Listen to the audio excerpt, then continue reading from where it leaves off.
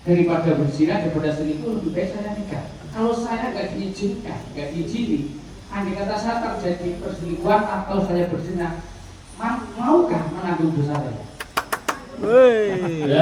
Makanya kan harus diizini, karena menurut agama kan sudah adil dan mampu. Debat kiai dengan jaksa lor. Saya paham. Jadi Bu Mutiara kan bilang satunya resmi, satunya siri. Berarti kan kalau gitu nggak menghormati wanita. Ini pengennya melindungi kedua-duanya, adil untuk kedua-duanya. Makanya satunya resmi, satunya juga resmi. Dan orang ini adil, mampu kan? Terima kasih.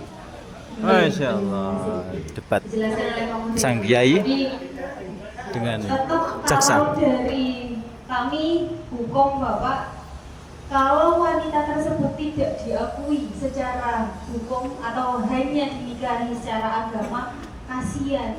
Kenapa? Karena tidak dapat hak-haknya. Nanti anaknya nggak boleh aktenya pakai nama bapak, tetap pakai nama ibu saja. Nah, terus siapa bapaknya? Warisan pun juga yang diberikan hanya yang diakui oleh negara. Nah itu ruginya kalau mau dinikahi secara siri. Oke, itu pertanyaan pertama. Pertanyaan kedua tadi berkaitan dengan waris. Hukum mana yang mau dipakai? Nah ini saya tadi belum mempertegas. Hukum waris ada banyak, ada 3. Hukum Islam, hukum negara, ataupun hukum adat. Kalau warga negara tersebut beragama Islam, itu wajib memakai hukum Islam.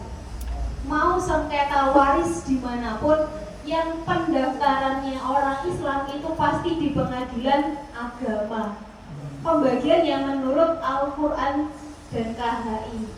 Kalau non-Islam, Hindu, Kristen dan lain-lain itu pembagiannya Bapak diatur di Kitab Undang-Undang Hukum Perdata. Pendaftarannya kemana? Ke pengadilan negeri, tidak diterima di pengadilan agama. Berbeda. Jadi memang di Indonesia kebanyakannya rata-rata kalau sudah bagian waris tidak dibagi menurut hukum Islam. Yang penting sepakat, adil, nggak ada yang rame di monggo. Tapi kalau sudah ada yang rame nggak terima, monggo dibagi berdasarkan hukum Islam. Ya, jadi orang Islam pengennya pakai hukum Indonesia karena enak, rata, laki-laki perempuan sama. Dia tidak bisa, tidak diakui di pengadilan karena agamanya Islam. Kalau dalam pewarisnya ini agamanya Islam, tiba-tiba salah satu anaknya pindah agama, terus gimana? Tidak bisa mewaris, dikecualikan, dikeluarkan. Begitu. Oke, sampun menjawab nggih? Alhamdulillah. Oke, sampun saya kembalikan. Sampun cukup niki? Cukup. Oke, ini sudah cukup nggih? Saya tambahkan sedikit di akhir. Saya perlu penekanan juga karena kami Kejaksaan Negeri Tuban bekerja sama dengan BPKPAD terkait dengan pajak PBB.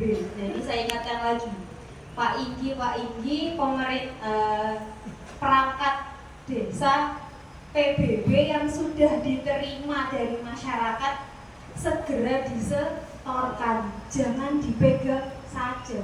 Sudah lewat tanggalnya ini. Oke, sudah jatuh tempo. Kalau batas akhir sudah Agustus kemarin, Bapak. Jadi ini sudah penarikan denda. Nah, segera. Kalau ada perangkat jenengan yang membawa setoran PBB dari masyarakat tidak disetorkan kepada negara, monggo laporkan. Penggelapan itu namanya.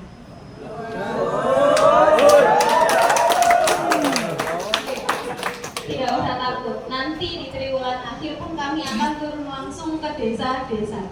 Kita tagih mana PBB-nya yang belum terbayar.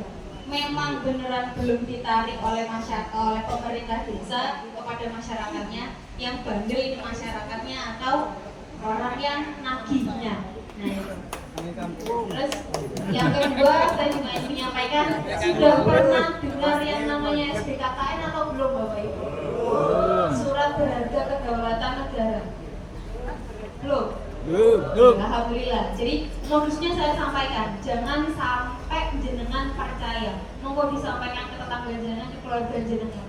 Modusnya itu Bapak Ibu, semisal saya berhutang ke bank, nilainya 100 juta.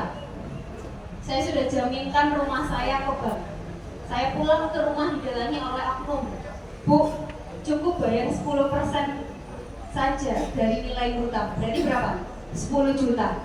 Ibu tanda tangan surat, wes nggak usah bayar, sudah dibayarkan oleh negara. Itu penipuan, modusnya baru seperti itu. Jangan sampai ada yang percaya. Itu korbannya ada banyak, bukan cuma 1-2. Ini sudah proses ke kepolisian, sudah hampir pelimpahan ke kejaksaan. Jadi saya ingatkan lagi, jangan sampai ada yang percaya hal tersebut. Yang rugi siapa? Jenengan sendiri. Uang 10%-nya hilang, kredit di banknya masih harus dibayar karena ada hutang. Kalau tidak dibayar, jaminannya hilang.